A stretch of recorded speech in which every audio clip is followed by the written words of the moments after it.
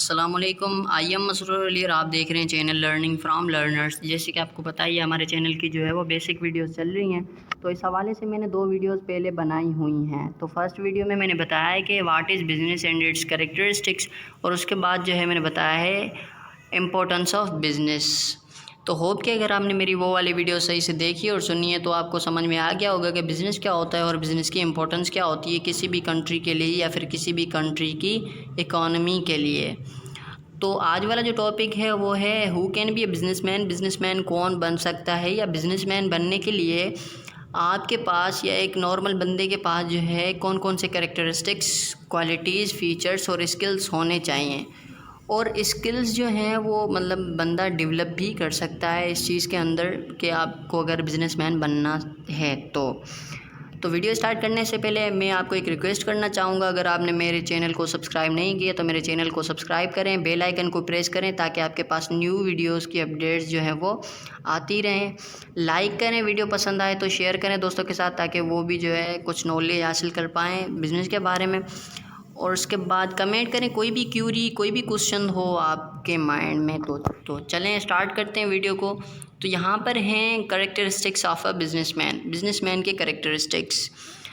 अब फर्स्ट जो है वो है नॉलेज। अगर आपने बिज़नेस करना है या बिज़नेसमैन बनना है तो आपके पास फर्स्ट जो है वो है, फर्स्ट जो कैरेक्टरिस्टिक्स या जो स्किल है वो है नॉलेज। तो आपके पास पहले तो नॉलेज होनी चाहिए बिज़नेस के बारे में। अगर आपने बिज़नेसमैन बनना है तो जाहिर सी बात है किसी भी फील्ड में जब आप एंटर होते तो आपके पास पहले उस फील्ड की थोड़ी बहुत नो हाउ होनी चाहिए कि इस चीज़ में क्या करना होता है या इस चीज़ में क्या क्या चीज़ें होती हैं, ठीक है। तो इस तरह से आपको नॉलेज होनी चाहिए। फिर उसके बाद जो है ability to plan.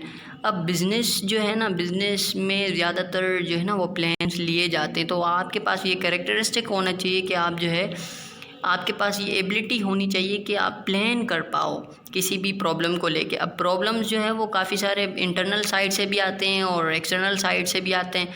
External side से भाई जैसे देखेंगे भाई कॉम्पिटिटर्स की आपकी टेक्नोलॉजी है जो वो मतलब एडवांस हो गई है, या फिर गवर्नमेंट की साइड जो टैक्सेस वगैरह या ये वो बहुत सारी चीज़ें, बहुत सारे फैक्टर्स हैं, ठीक है। तो ये चीज़ मतलब आप में एबिलिटी हो प्लान करने की, और अच्छे तरीके से प्लान करो ताकि आपके जो प्रॉब्लम्स हैं वो सही से सॉल्व हो जाएं। फिर उसके बाद है बीइंग एन एक्शन ओरिएंटेड। अब बिज़नेसमैन बनने के लिए जो ना आपके पास एक ये वाला कैरेक्टरिस्टिक होना लाजमन है कि भाई काफ़ी सारे बंदे ऐसे होते हैं कि सिर्फ़ और सिर्फ बातें ही करते हैं, मगर एज अ बिज़नेसमैन आपको सिर्फ़ और सिर्फ बातें नहीं करनी होती। आपने अगर कोई बात करनी होती है, किसी से शेयर करना होता है कोई चीज़, तो आपको उस चीज़ पे एक्शन भी लेना होता है। ये होता है आपका बिज़नेस माइंड और आप मतलब एक बिज़नेसमैन की मतलब एक कैरेक्टरिस्टिक। और उसके बाद जो है इनिशिएशन या इनिशिएटर। अब देखें जैसे कोई भी अब आप चीज़ जो है वो स्टार्ट करना चाहते हैं तो आप उसको इनिशिएट कर जाएं, मतलब उसका स्टार्टअप ले लें। बिजनेसमैन का ये कैरेक्टरिस्टिक है कि अगर कोई फ़र्ज़ करें अगर कोई इनोवेशन या इन्वेंशन आप लाना चाहते हैं तो उसका स्टार्टअप ले लें, उसकी मतलब उसको स्टार्ट कर लें किसी भी उस चीज़ को कि भाई ये चीज़ है, ये प्रोडक्ट हमने लॉन्च किया है, ये चीज़ ये न्यू है इस प्रोडक्ट में, इस तरह से। फिर उसके बाद जो है कम्युनिकेशन स्किल्स। अब कम्युनिकेशन स्किल्स में क्या चीज़ है कि भाई आपके पास डेली बेसिस पे कस्टमर्स आते रहते हैं, कस्टमर्स और कंज्यूमर्स। तो जब वो आते हैं तो आपके पास जाहिर सी बात है अगर कम्युनिकेशन स्किल्स नहीं होंगे तो आप उनको मोटिवेट कैसे करेंगे अपने बिज़नेस और प्रोडक्ट्स के थ्रू मतलब टुवर्ड्स। तो आपके पास कम्युनिकेशन स्किल्स होने चाहिए जिसके थ्रू आप जो है उस कस्टमर को प्रोडक्ट के रिलेटेड और आपके ऑर्गेनाइजेशन के रिलेटेड मोटिवेट और कन्विंस कर पाएँ ताकि वो आपका जो है प्रोडक्ट परचेज़ करे और आपके बिज़नेस की उसके माइंड में जो है वो एक रेपुटेशन अच्छी मतलब क्रिएट हो जाए। फिर उसके बाद जो है क्रिटिकल एंड क्रिएटिव थिंकर। अब क्रिटिकल और क्रिएटिव थिंकर इस हिसाब से कि भाई बहुत सारे, जैसे कि मैंने बताया पहले भी कि बहुत सारे प्रॉब्लम्स आते रहते हैं तो उनको क्रिटिकली और क्रिएटिव थिंकिंग करनी है। अब जैसे कि कोई प्रॉब्लम आ गया, काफ़ी सारे बंदे ऐसे होते हैं जो सिर्फ़ और सिर्फ एक लाइन के अंदर और एक बॉक्स के अंदर मतलब एक प्रॉब्लम को सॉल्व करने की कोशिश करते हैं, मगर बिज़नेस के अंदर ऐसे ऐसे प्रॉब्लम्स आते हैं जो कि आउट ऑफ बॉक्स सोचने के बाद, थिंक करने के बाद सॉल्व होते हैं। ठीक है, तो आपको एक लाइन के अंदर नहीं सोचना, एक बॉक्स के अंदर नहीं सोचना, आपने आउट ऑफ बॉक्स सोचना है। और एक लाइन के अंदर नहीं, आपको 360 चारों तरफ से मतलब सोचना है उस चीज़ को। तो ये होती है क्रिएटिव थिंकिंग, और इस चीज़ को लेके आप बहुत सारे मतलब प्रॉब्लम्स की सॉल्यूशन ले सकते हैं। फिर उसके बाद जो है डिसीशन मेकिंग। अब डिसीशन मेकिंग में ये चीज़ है कि भाई जाहिर सी बात है बिज़नेस में बहुत सारे डिसीशन लिए जाते हैं प्रोडक्शन के मतलब रिलेटेड, फाइनेंस यानी आपका पैसा जो इन्वेस्ट आपने किया है उनके रिलेटेड, और उसके बाद जो है मार्केटिंग के रिलेटेड कि कैसे और किस तरह से प्रमोशन करने चाहिए या किस तरह से क्या चीज़ करनी चाहिए। ठीक है, और रिसर्च और डेवलपमेंट के मतलब रिलेटेड डिसीजन लेने होते हैं। तो आप जो है अगर बिजनेसमैन हैं तो आपके पास ये चीज़ होगी, ये कैरेक्टरिस्टिक होगा कि आप डिसीजन मेकर होंगे।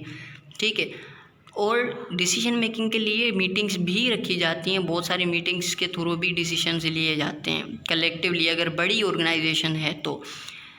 फिर उसके बाद जो है वो है रिस्क टेकर। अब बिजनेसमैन जो है ना वो जाहिर सी बात है एक रिस्क टेकर होना चाहिए, वो इस हिसाब से कि भाई देखे बिजनेसमैन इन्वेस्ट कर रहा होता है। अब बिजनेसमैन जब इन्वेस्ट कर रहा होता है तो सिर्फ़ और सिर्फ उसमें इन्वेस्टमेंट में ये चीज़ नहीं होती कि आप सिर्फ़ और सिर्फ प्रॉफिट ही लें, लॉस भी तो हो सकता है। तो इसलिए रिस्क लेना लाजमन है। अगर आपका बिज़नेस माइंड है तो आप किसी भी चीज़ को लेके या कहीं भी जब आप इन्वेस्ट करेंगे तो आप रिस्क लेंगे, मतलब इन्वेस्ट करने का रिस्क लेंगे। तो ये चीज़ होती है बिजनेसमैन में। और उसके बाद है लीडरशिप। अब लीडरशिप में क्या चीज़ आ जाती है कि भाई काफ़ी सारे बंदे ऐसे होते हैं जो सिर्फ़ और सिर्फ काम लेने से ही मकसद ले रहे होते हैं, मतलब अपने वर्कर से सिर्फ़ और सिर्फ काम ही लेना है।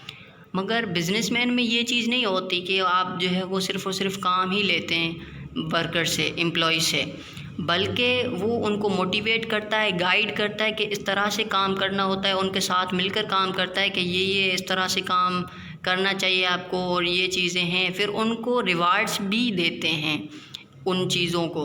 तो इस तरह से क्या होता है कि आपके वर्कर्स और एम्प्लॉयज़ जो होते हैं एफिशिएंसी और इफ़ेक्टिवनेस के साथ काम करते हैं, और आपका बिज़नेस जो है वो जल्दी से ग्रो कर जाता है और आपकी अर्निंग जो है वो ज़्यादा हो जाती है।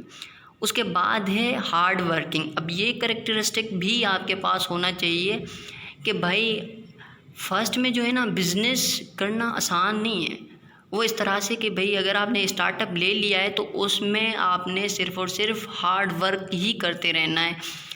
काफ़ी मतलब बिजनेसेस ऐसे ही मतलब हो जाते हैं, पीछे चले जाते हैं कि वो हार्ड वर्क नहीं करते और सिर्फ स्टार्टिंग के अंदर थोड़ा बहुत हार्ड वर्क करते हैं, फिर उसके बाद जो है वो गिव अप कर जाते हैं, मतलब फिर उस चीज़ को छोड़ देते हैं कि यार नहीं हम लॉस में जा रहे हैं और ये वो, इस तरह से नहीं।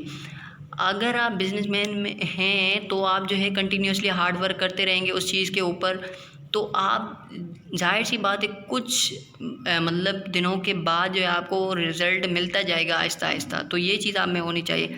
हार्ड वर्क के बाद जो है ना स्मार्ट वर्क करते हैं आप बिज़नेस के अंदर।